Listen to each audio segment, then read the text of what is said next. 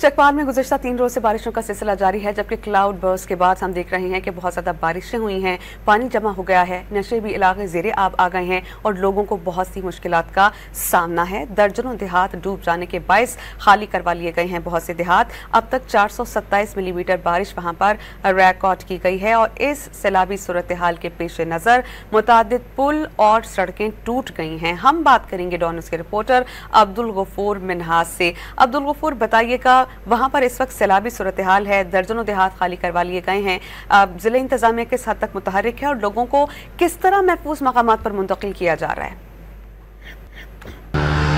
चकवाल में cloud burst के बायस शदीद बारिशों का सिलसिला गुज़श्ता 3 रोज़ से जारी है और ये सिलसिला ऐसा है कि थमने का नाम नहीं ले रहा।